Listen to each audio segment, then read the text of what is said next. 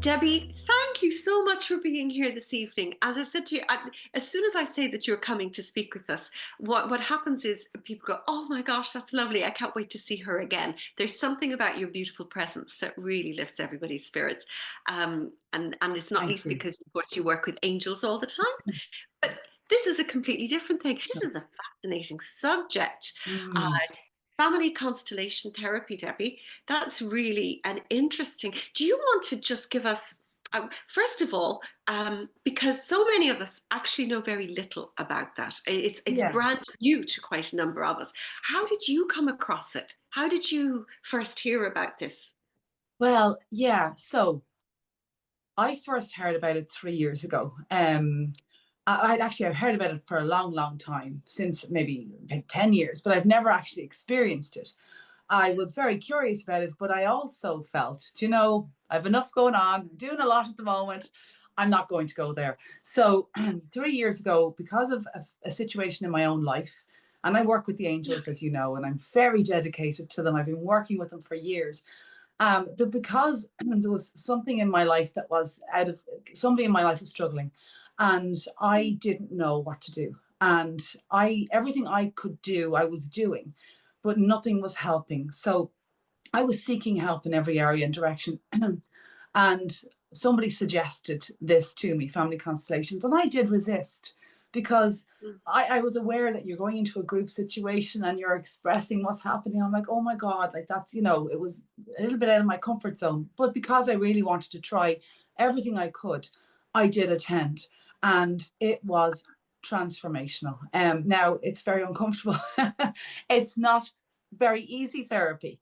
Mhm. There are many different therapies in this world, and this would not be. It's like you work through your stuff, your trauma, your ancestral trauma, the things you don't even know that you're carrying or holding that's impacting you. And it's, if it was easy to look at, we would have done that a long time ago. So it's not easy, but it is powerful. And as a result of that, first it was now they could come in different shapes and sizes. You could do a family constellation for 3 hours with a group. You could do it for a day. I jumped in, I did Mhm. 5 days in a camp in the middle of Baltinglass, as you do, never Oh, having ever spent a night in a tent before, or not really of that way of being in. I jumped anyway, and off I went. I think that had a lot to do. And my teacher, Barbara Morgan, she's amazing. She's at this since 94 or 95. So she's very experienced, and she was brilliant. So yeah, I felt it was after that my world changed. The situation changed. It became, I can't even, and I wish I could say more, but I'm not going to say too much yes. in relation to it. No, Yeah, no, no, no. absolutely. The founder, Bert Hellinger, was a German man, and he had a very interesting life. He was conscripted to the German army. He was captured in the Second World War. He escaped, and then he became a Catholic priest. And as part of that, he went to Africa, and he worked with the Zulu people for 16 years. And he witnessed how they dealt with their issues in their community. And what used to they do was, if the elder would call the person who had the issue and a group of elders, and they would work through the issue by somebody in the group would represent the ancestral line or whatever was going on until they worked to the source of the issue. And from this is the basis of where family constellations, the modern day family constellations, along with Gestalt and different modalities as well, was formed, as you mentioned, going back into ancient culture. And it was the Zulu people in this regard. But as you mentioned, every culture has something like this. And as a group, working, and the one person from the family, you don't have to have a whole family grid there, you can, but normally it's just me or somebody else from my family, me say, or another person from another family, and we get together in a group, and there's a leader, and somebody will have the issue, and you'll discuss the issue, and it will be the group that will help that person, that will support that person with what is unseen. For that's often where the issue lies. It's Right. if something is manifesting physically, Mhm. emotionally, mentally, or spiritually in our body or in our lives, and it can be anything. It can be, and now this is to say there's other, just to mention as well, that this is not the be all and end all. There's any amount of systems out there to help. This is the one I Yes. found worked for me. But, and I've witnessed firsthand on many different occasions how this can be. So if somebody maybe manifests, they have issues with relationships, or they're carrying, they have a physical issue in their body, they're manifesting irritable bowel or colitis or migraines, or even a more serious disease. It can be anything. So within this, that's what you can bring to the family constellations. And people bring things that are really, really, really serious. And then people bring things that are quite minute, but are having a massive impact on their lives. And as a facilitator, I would say maybe in the circle, I'll ask who wants to do a constellation, and I'll listen to my intuition, and I always bring in the angels because Yes. that's it. Yes. And whoever steps forward, whoever I feel is ready, and they'll sit beside me, and I'll ask, well, what is happening? What's going on for you? And it's daunting. I mean, this person is sitting, there could be maybe 8, there could be 20 people in the circle. So there's a few things we will go through first in relation to confidentiality and everything else.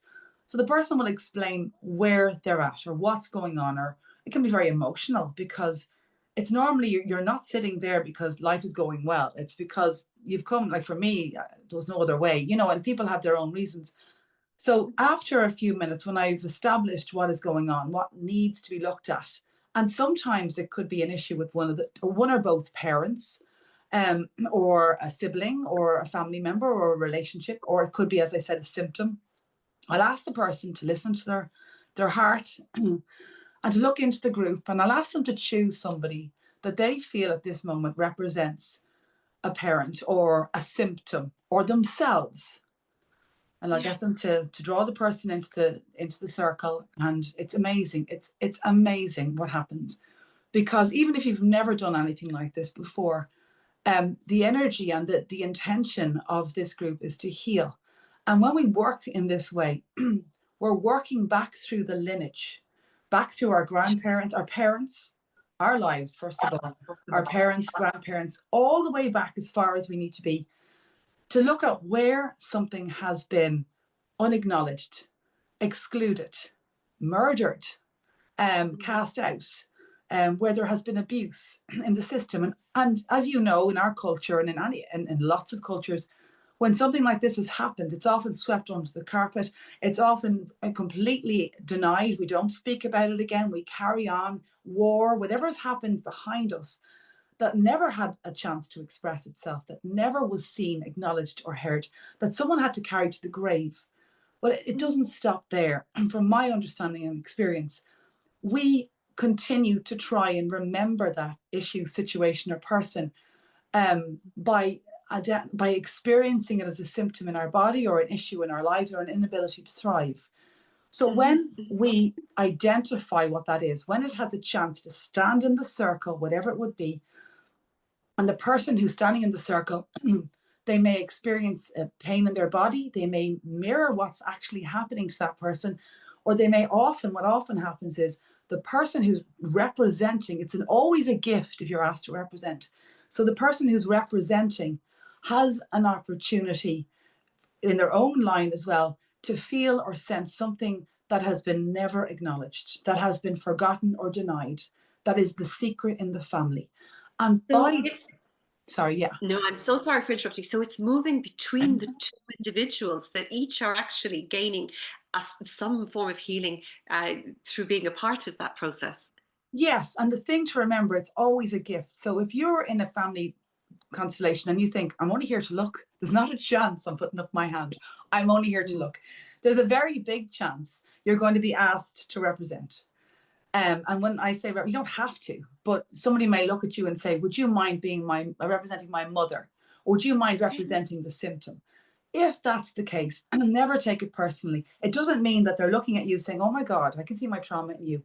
But what may be happening is, in your family system, unacknowledged, hidden, or repressed is a similar trauma. And by representing something for that person, you're not only representing it for them, you're representing it for them, for yourself. And the biggest movements I've ever had weren't when I was sitting in the chair. Now, they were huge, what happened in my life. But the biggest ones I ever had was when I had the opportunity to represent my great grandmother. And I had the opportunity to represent a symptom in my family's line that somebody else was experiencing. But as I was representing for them, I felt, sensed, and had an awareness and a perspective I would never have had that brought such wisdom and such peace to me. And when that happens, when you have that, and it can be traumatic. I mean, if there's unexpressed rage, you might have someone screaming in the middle of the group or crying, very common, crying their eyes out. Do you know it? Because it's never had a chance to come out. It comes out in our body, it comes out in our lives. If it can come out in this way, we are identifying and allowing something that has never been witnessed to be witnessed, and the system settles. And it's very magical. Now, it's different to angelic healing or Reiki or any other type of system, in that I can't say to you, not that you can do this with the other systems, it's not instantaneous. If it took a long time for something to form in your system, it's going to take a little while for it to drop away. And the best thing you can do after doing a family constellation is try not, if you plant a seed, try not to dig it up again. So if you can let it go, then you let it go. Now, there will be times where you're triggered or there's a lot going on. And although people say after family constellations, don't discuss it, don't talk about it, try and forget about it. And we don't encourage people to talk amongst themselves because you don't want to unravel any of the work. If you do need to talk to a therapist or something afterwards, I always suggest that you do you know? But most certainly try and keep it in, let it do what it needs to do in the background. In fact, the less you think about it, the more it'll do its thing. Mhm. So Yes. what you're doing with family constellations a lot of the time is you're putting things back in alignment. So if there has been a situation where a mother, because of her trauma, she wasn't able to mother her children, and so her children became bigger than her, they became her mother. Do you know, they lost their place in the family system. That can set the system off. There can be a break in the family, the mother or the father line. So simply Yes. setting that up and putting that back into where it's meant to be can make a profound difference. Do you know what I mean? I Am I absolutely going? Am do. I going too fast? No, no, no, no, Okay. because what you're actually saying is giving us a lovely full picture of what this is about, which is actually what we need. So there's two things jump into my mind kind of straight away. And one of them is this, that um, when you ask somebody, or when somebody, steps forward to be, we'll say, the grandparent or the parent or whatever Yeah. else, are they, is that a kind of channeling of something, or is there an inherited memory that's coming through them, or how is that? Yeah, how So is that? yeah. So basically, what happens is when because we are in a system where we've come together to try and support ourselves, and we've all brought an intention with us. We're all there because there's a certain reason. Some of us aren't ready to put our hand up yet, but we will get what we need from that. So whether you're observing, you're representing, or you are indeed sitting in the chair beside me, you're going to get what you need. So when you are asked to represent, there is often a sense, yes, those that are quite sensitive will feel, and even those that aren't, have never done this before, you may be aware that you get a symptom that that person may have had in that lifetime, or Right. you may often feel an emotion that has never been able to be expressed, something that has been maybe carried quietly in the family system that wasn't expressed by the grandmother or the grandfather or whoever it was, then that was inherited, because that's what happens. We inherit what is Yeah. what is unresolved gets pushed, and that's unfortunately it. It's our children, it's ourselves that will inherit what has happened behind us. So when we can do Yes. the work in whatever way, it doesn't have to be this way. I mean, counseling, Yes. psychotherapy, um, Yes. different types of shamanic work, that will all do the same thing in a different way as well. But this is really good at pinpointing and really seeing, what way is my family system? Where is the energy Well, going? what you said is, there are other kind of modalities. There's therapy and other things, Yeah. but the difference between what you're talking about and those is that oftentimes it's information that you don't even know that is coming through Mm. you. And one of the things I was looking at, it said that, when trauma happens, when starvation in a family, or a devastating loss, or some kind of, war, or whatever else it is, when that happens, that it actually genetically changes our coding Mm. to a certain extent. That is, although our DNA is not necessarily changed, but in epigenetics, it's going to be passed down through the sort of family line, chemically. So there is Mm, actually a real, almost physical and scientific kink in our genetic makeup that holds the memory of that within us. And so yeah, people who are suffering, issues that they simply can't get rid of, that they can't seem to get beyond, no matter how hard they try, whether that's through therapy or other forms of healing, that in fact, this is the one where it may actually be allowed to come to the surface. It may actually, yeah. it's given a moment to be heard. But speaking from my own experience, I would absolutely stand over that completely, utterly, and absolutely, because what I witnessed and what I seen in my own family system, that it was miraculous, it was profound, and yeah, yeah, I would completely concur with that, and that's not to say it'll happen every single time, and there's no particular, you can't say, well, is this going to be whenever, in a month's time, or it could take a year's time, it could take 6 years, it could take 2 minutes. It depends on the factors behind it. And, because often with a trauma, if you have a cycle of trauma in the family system, you go back to what you think is the original trauma. And it's not actually, that it's a cycle. There's a trauma Yes. behind that and one behind that. And it goes right up the family system. So sometimes it's a matter of disentangling and unraveling all the way back as far as you can. And you'll find that at some point behind you, there will be a healer. There will be somebody that holds the divine presence, that has done the work in whatever way they can do so, that can now stand in for you then. Like, I would work very much with that. Not all family constellations work in that way, but I love to bring in the divine in my work as much as I can, because Yes. without them I wouldn't be here. But so yeah, that's basically, yeah, I absolutely. So if it's a thing now, it doesn't, I mean, you can't ever say something will work. You can say this might help.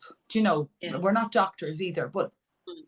with this, it does, I don't think it does any harm. In saying that, if somebody is very sensitive, if they are, very, very vulnerable, I would Mm. be mindful of them coming into a circle like that as well, because I remember the first time I did it, as I mentioned to you, in Baltinglass in a field, and I'm sitting there, I didn't know what to expect. I'm near we're in a big yurt, and I'm near the door, and there's 40 something people in this particular this family constellation, and with a beautiful woman. She's a very experienced woman. She's coming to Ireland later on this year. But and I remember there was a big, huge Millie in the middle of the floor. Like, she's so experienced, she could hold this. Where low, and it wasn't uncontrolled. It was people allowed to express rage. But I had never been in the energy of this before. I had never experienced. I was quite uncertain of what to do. I was wondering, do I go out and call the guards? What do I do now? It was so unusual. I was like, didn't know where to put myself. And that doesn't happen all the time. And she's particularly good at bringing things up like that. But for me, I was completely shell shocked. I got used to it, and it doesn't happen in the ones I run. Sometimes we'll have someone roaring and shouting and screaming, but never on that level. But I remember thinking, oh my God, I just didn't know where to put myself. But it was, it did what it needed to do. It let out rage, it let out grief, it allowed someone to scream that whose grandmother had been completely repressed and locked away. So it let things out that had manifested deeply, deeply in the system. And once that happens, there is an availability for healing that has not been present before, not in the system of that person since their birth. Do you know what I mean? So it can be so Absolutely. transformational. So it strikes me that you are actually, given your gifts, given your particular skills, that you are actually really well placed to do this kind of work and to be able to. I Yeah. know you say it's not for everybody, but I feel that because of your ability to, not only highly intuitive, you are, as you say, you bring in the divine, that this is the kind of thing that would, have be a very great addition to that process.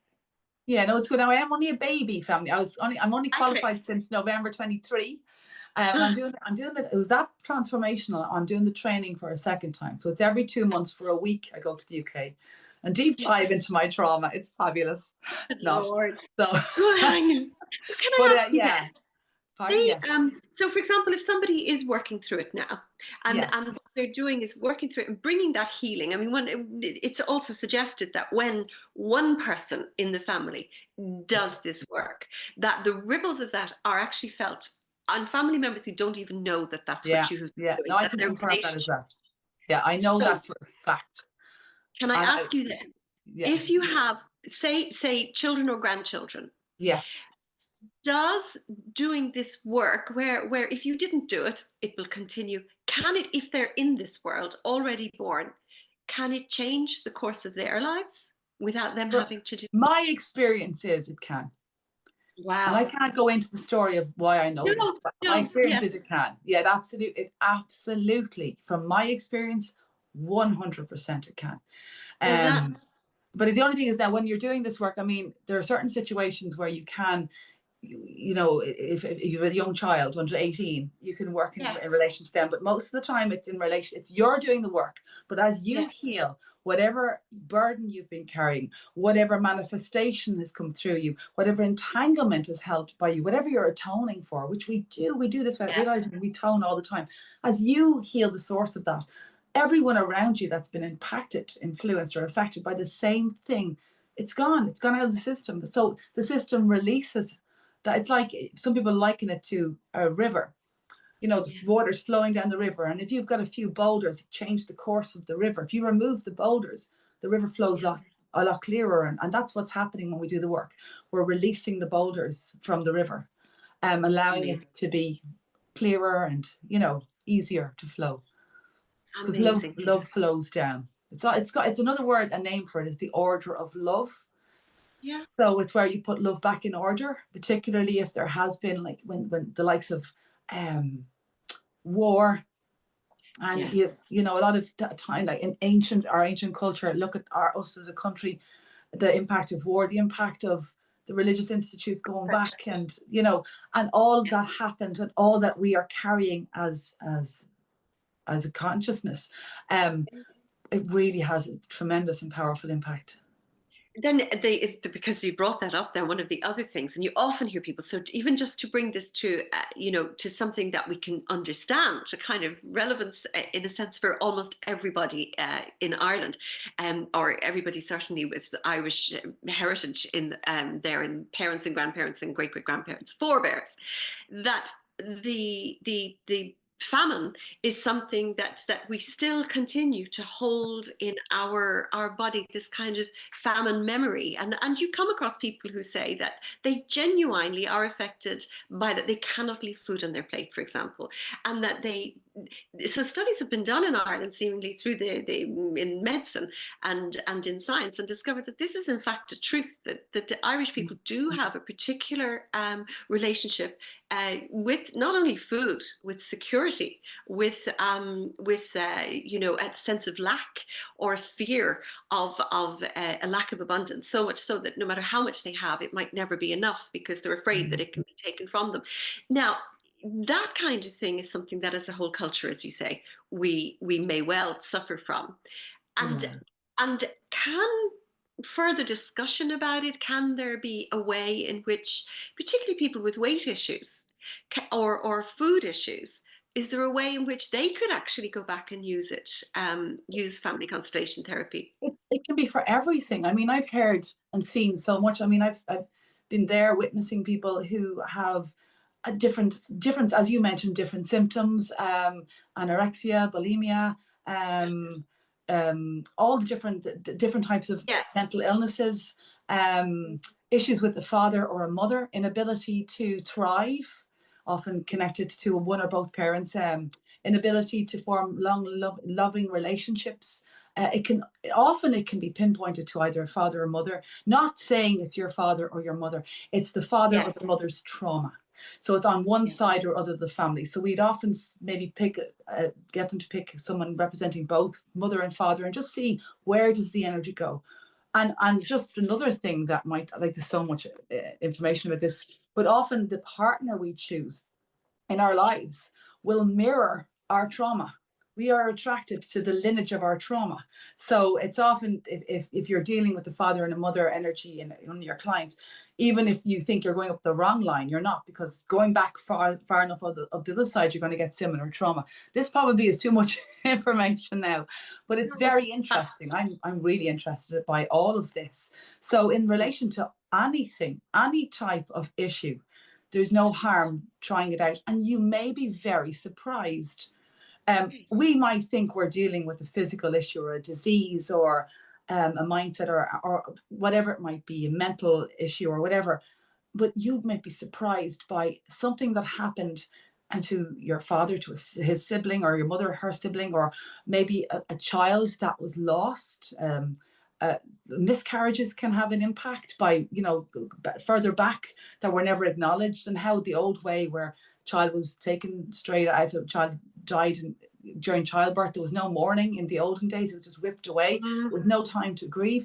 That has a tremendous impact and can impact the children that follow, can impact the children that come in the next generation, that can cause, similarly, they're trying to atone or remember the person that was lost, and there may be issues with reproduction, there may be issues with conception, so it's very interesting. Once people know about it, there's an opportunity to maybe have some kind of ritualistic acknowledgement or honoring, or sort Yeah, and of that's one of the things we do, memorial. actually.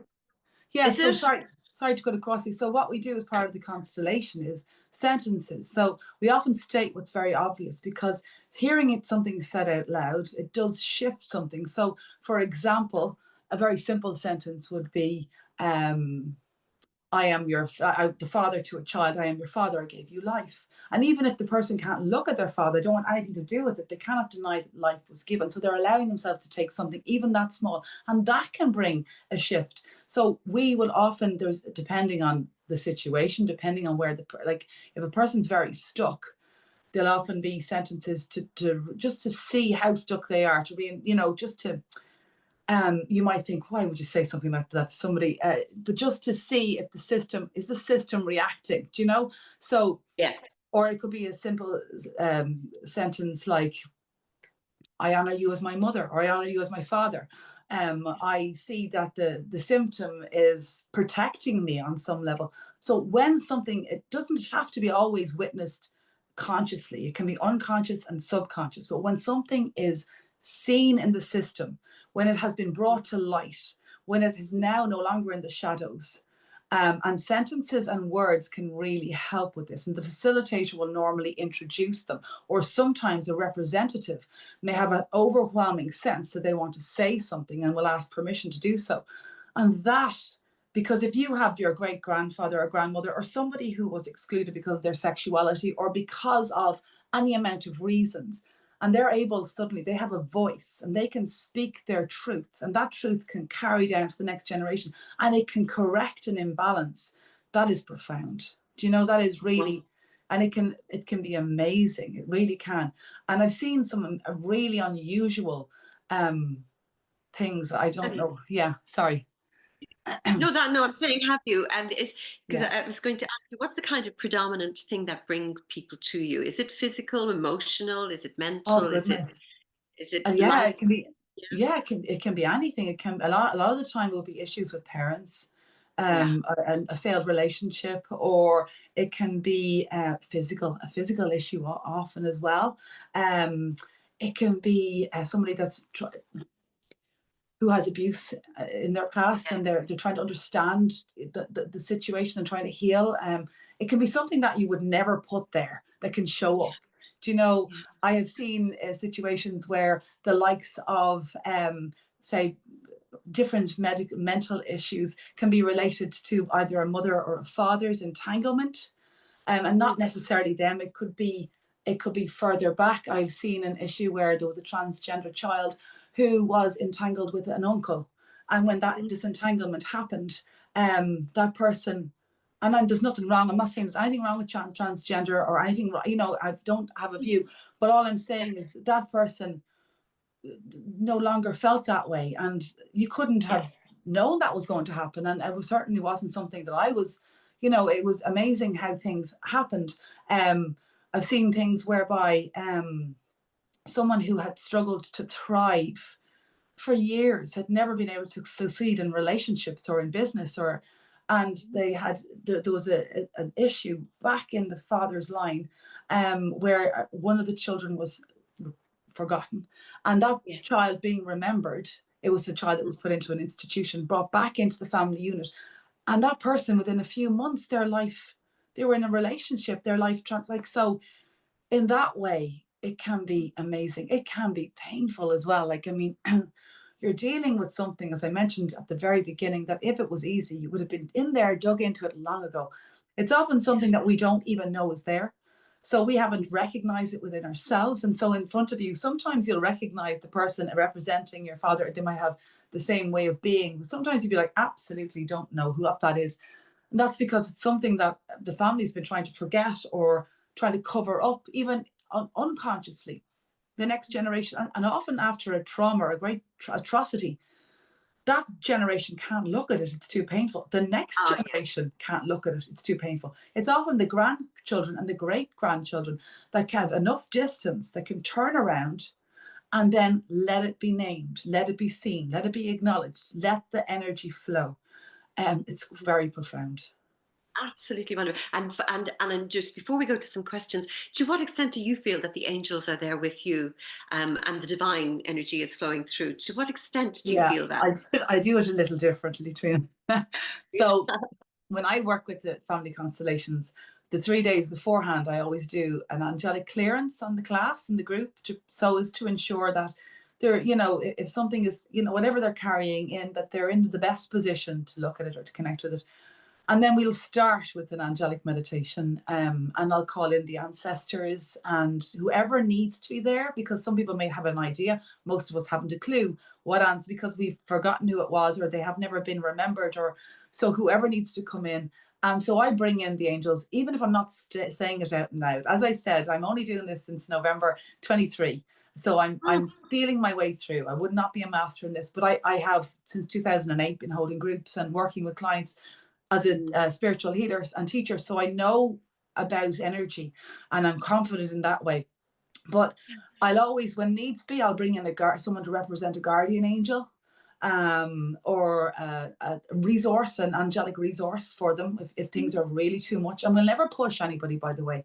So if something is huge, I won't bring it in too much. We'll be very careful. We may not open it up at all. Even simply sitting in the energy of saying something out loud, hearing your voice speak something, that can be enough to start a movement. It can take a number of sessions or a period of time for something to move, as I mentioned before, depending on the factors behind it. So don't expect a quick fix with this one. But at the end of every workshop, I'll always do a clearance again for whoever. You don't have to be there for it, but if it's yes. called the quad grid, most people who work with me know what that is. And it's one of the most profound and powerful clearances. So I have them with me all the time. I have them in the background. If I know someone's open to them, I'll bring them in. But a lot of the time, I just let things be as they are, because it's the one thing I'll say, particularly in my classes, a lot of healers come and I'll say to the class, please don't send healing or support. Let things uncover themselves, because often when you try and blast something with light, that's what we do most of the time, but it might stop something in its tracks and push it back in, because it needs to come out in its own way. It needs to come out roaring, it needs to come out crying, it needs to come out whimpering, it needs to come out slowly. It just needs its own time. So you let it unveil itself, let that energy be seen and how it needs to be seen for that person to heal. And we don't know what that way that will look. And unless I get the vibe, I'll say just let things be as they need to be, and let things be organic as they can be as well. And that's basically it. Absolutely, and I know, because you're trying to handle really a kind of an almost instinct in us to Yeah. kind of, protect a person from those powerful Yeah. feelings. Oh, I know that. You know? I'm a devil Yes, for that. Trying to I jump in and mammy them. So I know what yes, that's. I took a lot, and I still am likely to try and mind somebody. So I yeah, do yeah. know, but I do know, if you really want to let the energy, if it's been locked away for generations, or if it's been repressed, denied, forgotten, if it's been a secret, Mhm. it needs to be, it's time to come out, Yeah. in however that might be, and that's why, and also I don't encourage people to force things.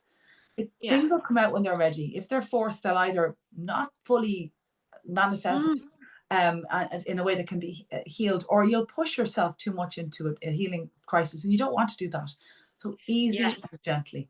So if you were to do a family constellation now, I would say to you, most certainly do not do another one for at least 3 months.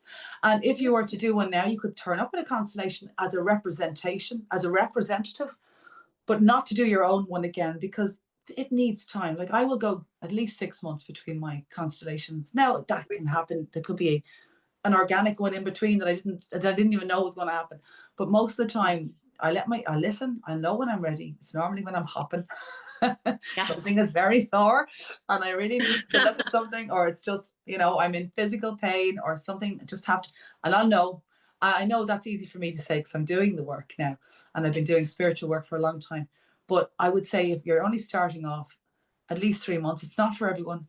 It is something where to arrive with an open heart and an open mind, and see what fits. Yeah, sorry. I'm just fascinated by the whole lot. I'm sitting here thinking, oh my God, that could be my, all the whole lot. Um, do you find this just, I suppose I don't know if it's an Irish thing or something, but as I'm listening to you and I'm thinking, oh God, I'd love to do that. There's a part to me is fearful of what would come up, and Yeah. would I be traumatized by what would come up? But I don't know if that's Oh, I fear do. I in another understand way. that. I understand that completely. And I know myself, that was one of the reasons that I shied away from it for so long. And without sounding egotistical, I was a teacher and I was like, oh my God, what if, like, oh, there's a few students here and what would they say and how would they judge me? And yeah, I understand that. And I stepped over it. So what would come up is what is unseen, unacknowledged, what is hidden or trapped, what is stuck. Um, and so sometimes, so just say, for example, someone didn't have a good relationship with a parent, or they were afraid of a secret coming out. You'll find, though, that something that's hidden in the system, it didn't start there. There's something behind that caused it to form in the first place. Trauma doesn't form where there's a healthy system. So in order for trauma to form, there must be trauma around it. So what will happen is what you think might come up may not come up at all, but it could be further back or beside it. And that's what I would say. And just knowing that everyone else there has the same fears and the same worries and are also in the position of vulnerability in relation to what might come up for them. And that's the one thing. And this is nothing to do, Teresa, with what you have asked there, but I know somebody was afraid that an abuse would show up in their family system. And what came up was the fact that that person themselves had been abused and their abuser showed up, and so on, and going back. So the person was seen in a completely different light by the compassion.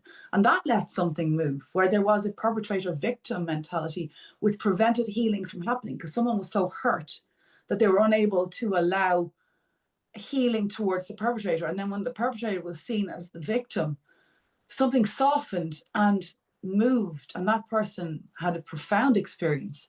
So I hope that answers your question. Yeah, because even now I'm not a wound, but just in my mother's side of the family, Yeah. there's a lot of spinal problems, between back problems that with the girls, like Yeah. my cousins and all that.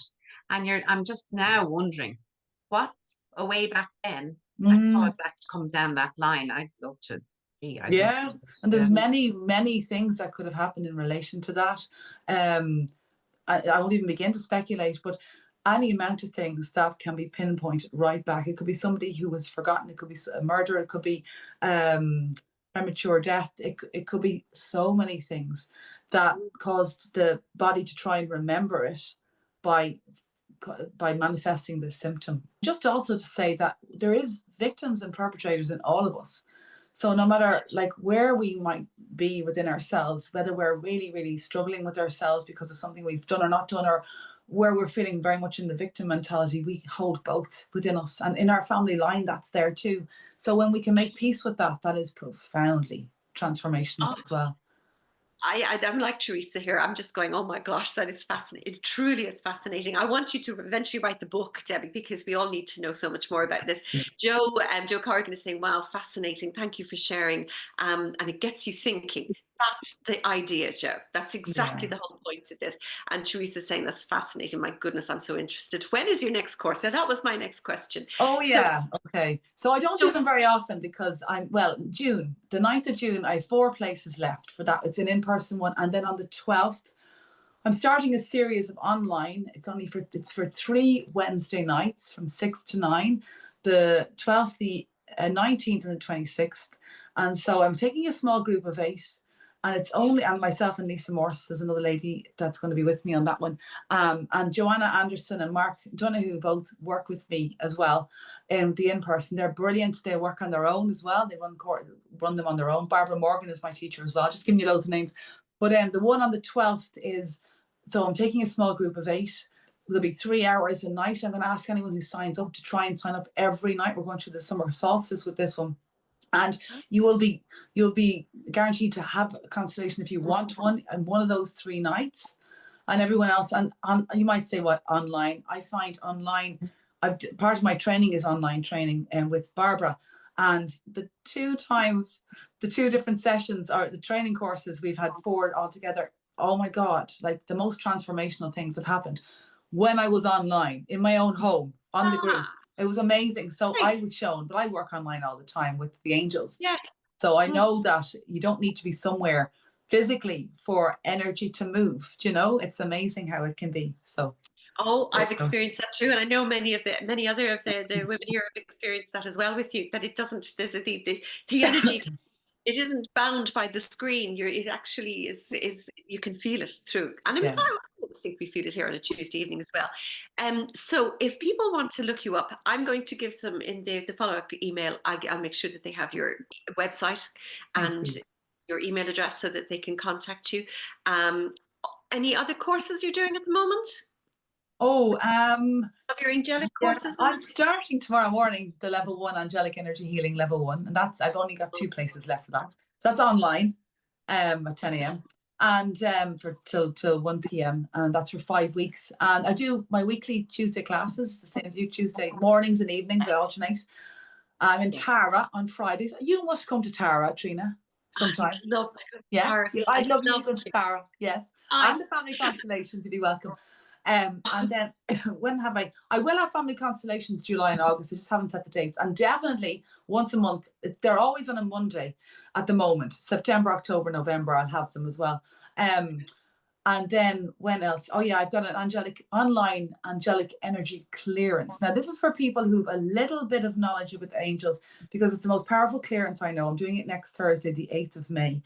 And it's where, before I do any kind of clear workshops, classes, or retreats, I'll do this clearance 3 nights or 3 days beforehand, every day for 3 days. And when I was working professionally with clients, this is the clearance I did when I was clearing houses or properties. And when so it's the most powerful clearance I know.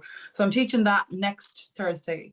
But you need to have a little bit of knowledge about energy, either doing Reiki or IET or angelic work, because it is quite hardcore as clearances go. So there you go.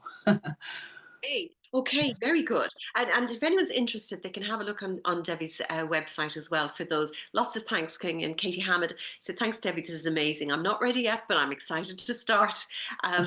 Very good. And iPhone, thank you, iPhone. Lovely, interesting information on family trauma. Very helpful, Mary. Of course, Mary, thank you. Sorry for Thank that. you, Mary. Thank you. Thank you all. Thank you for listening. Thank It's the first you. time, Trina, I've ever spoken publicly about it. So I was a bit nervous today now, I have to say. Oh, you are amazing. No, it's truly fascinating. And thank you Yeah, it so is. much for doing this for her. I honestly believe that it's just time. It's something, well, I'm speaking to someone who's only just literally, you say you're a baby. Yeah. Well, we're only fetuses really when it comes to this because we've absolutely no idea. Yeah. But One it thing I is, say is be ready, like trust your yes, intuition. It is, yes. it will, no matter even if you sit back and you watch somebody else's process, or if you represent, or if you do your own, you will be triggered, because my God, it's close to the bone what comes up. but it's so worth it to let things be seen, to unpackage them, to let them come roaring into the room or roaring, crying into the room.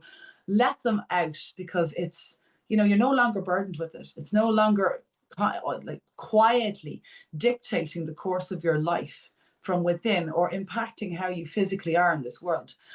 So it's, I can speak from experience here. It's profound. It really is. Yeah. Message of hope. It's a message of hope, and it's a message of real healing, and a message of light. And God, anything that lets the light in is such a beautiful thing. I cannot think of a better person, better placed than you, Debbie, to Oh, bring thank this kind you. of information to us, and to open our minds to this kind of healing. I'm so grateful to you for doing that. And with that, and all of us will look forward to, at some point, when you have time, because you're the busiest woman I know. You have so much going on. There's so much service Yeah. that you offer, bringing so much good to people. But at another point, come back and talk to us again about angels. On that note, would you Yes, do us the honor of the 3 cards this evening, I everybody? would. Can I Thank do a you. 5-minute meditation, just because the energy was Yes. quite woo with the Oh, family that would be constellations. beautiful. So just to Super. bring everyone back into their angels or angelic connection. So no matter where you're coming from, no matter, some of you may be quite triggered by what we were talking about or quite activated by it. So try and slow your breathing right down. Slowly and deeply as you can. And feeling a pillar of white golden light being lowered down over and around you now. Completely surrounding you. Completely supporting you. An absolutely powerful energy coming through this pillar of light. I'm going to call in your healing teams, your guardian angels, the archangels that were closest with you, and family and friends of light, to shine their light within you now, to radiate where you need them the most, particularly where you're vulnerable or wounded, where you're in pain, where you're suffering, where there's internal struggles or conflict. Each breath that you take, feel yourself breathing the angelic healing energies, frequencies, and sacred angelic codes that your body needs now to restore peace and calm and healing on any level that you need it now. And I'm going to call to your side an archangel. It could be Raphael, the healer, Michael, the protector. It could be Joviel, illumination and inspiration, Shamuel of love. It could be Zadkiel of the ultraviolet flame of freedom, Uriel of peace. It could be someone else completely. Feel them stepping forward for you now. Gabriel is coming in as well, of purity and harmony. And call them, call the name of the archangel, or simply call your guardian 3 times. Feel their presence growing stronger beside you, unifying with you, radiating through you. An extra charge of light is one with you now, no matter where you are or what's happening to you. I'm going to ask that each of you be energetically prepared now for the guidance that you now need, for the support and the healing that will come as well. Give this energy permission to stay with you as long as you need them to. Call the archangel again. Simply say, I call in my guardian, or name the archangel, and feel their presence ever glowing beside you. You can say, I give you permission to work with me now, to intervene on my behalf, to stabilize and to support me, to beam your love through me, to stay with me and guide me. I give you permission to heal me. And keep breathing, feeling the light moving through you, shining around you and within you. And slowly, slowly now, bring your awareness back into the room.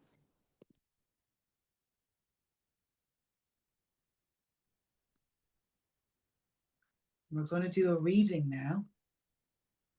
So I'm going to ask you to choose a number between 1 and 3 and trust your intuition.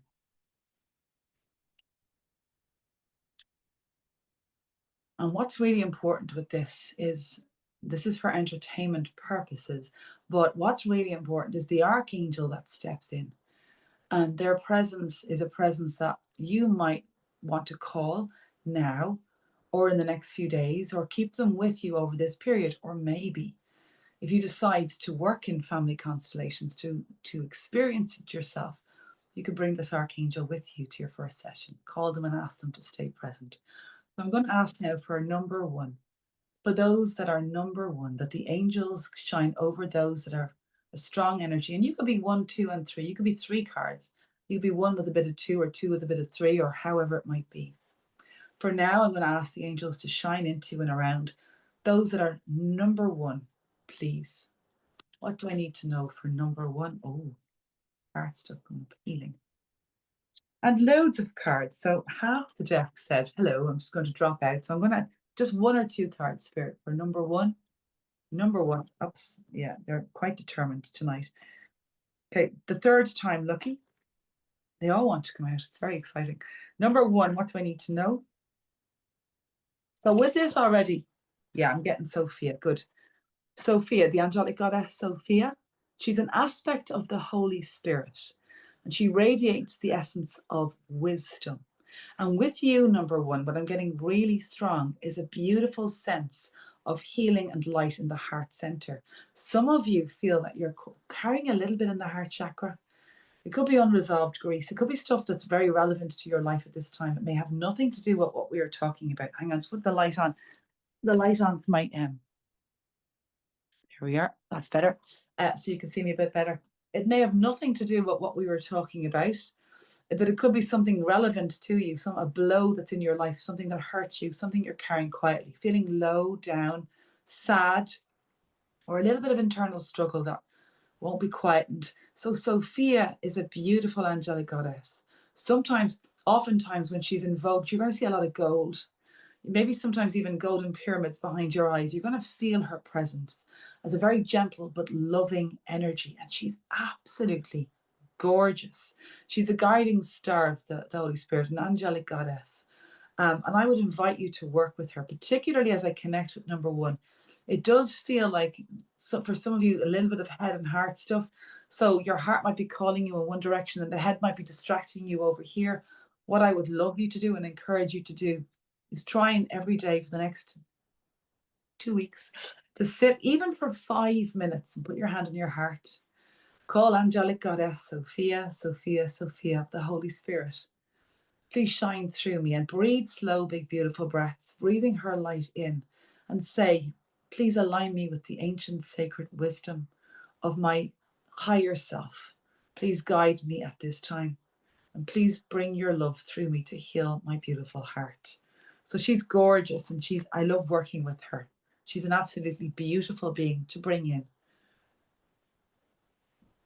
Drink of water. So I'm going to just pick the next card now. So cutting cords between number 1, 2, and 3. I'm going to ask the angels to connect in for those that are number 2. Who in the group is number 2? Ooh, number 2. What do I need to know for number 2? Like, look at this. This is I'm very excited. Look at all the cards that came out number 2. I'm putting them back in again. I'm going to show you. You'll see. I'm just going to say just 1 or 2, not half the deck. 1 or 2 cards for number 2. Now these ones, there's 2 cards. So looking at these cards, this card for me always represents, which is so interesting, the seraphim, like the phoenix rising. And this card is the angel of spiritual gifts, of healing gifts. So this card, these indicate to me the seraphim are the archangels I will work with when I'm doing ancestral healing. So when I'm working with a group, be it an angelic group or a family constellation group, particularly obviously family constellations, but often in the groups I'm doing now, be it online or in person, a lot of ancestral stuff come through and the angels help the individual with that. What's really coming through is the archangel Seraphiel, Seoraphiel, leader of the Seraphim, beautiful archangel, is really there to support you. And it's a soul angel with any ancestral trauma you are currently experiencing. And there is an angelic gift coming in for you with this. So as you allow yourself to acknowledge and do the work, and often it's just a sense of just merely acknowledging where this is where I'm at. I don't know what to do. I'm feeling very stuck. This is where I'm at. I'm asking for divine intervention. That's a powerful few sentences. We don't realize, we often stay stuck and we say, there's nothing I can do. I'm going to be affirming our stuckness, where if you can try calling in Seraphiel, or whoever you want to call in, Michael comes in very well with this Metatron, putting your hand on your heart again and saying, Archangel Seraphiel, I want to acknowledge that I feel stuck. For some of you, there's coming up a sense of being pulled in two directions at this time as well, number 2. So feeling uncertain about the next steps to take, a sense of confusion, a sense of wanting to move into, it's like two contradicting directions, and you don't know what you're like, you are split a little bit. Well, Seraphiel can really be of support and assistance in relation to this. And when you allow yourself even to acknowledge it in the next 2 weeks, the reason I say the next 2 weeks, by the way, is we're moving through the energy of Bealtaine from the 1st of May until the 12th, to full moon. So we celebrate Bealtaine on the 1st of May, but actually the midpoint between the spring equinox and the summer solstice is around the 7th, the 8th. And then I know the full moon is very significant to that as well. So the next, say, 2 weeks, when you can acknowledge, even if you don't know how to change it, even if you feel completely stuck, locked in, it's really important to call the angels in and say, I want to acknowledge that I'm really stuck. I'm locked in. I don't know what to do. I want your help. They are powerful words. They can't emphasize enough how powerful they are, and they really do work.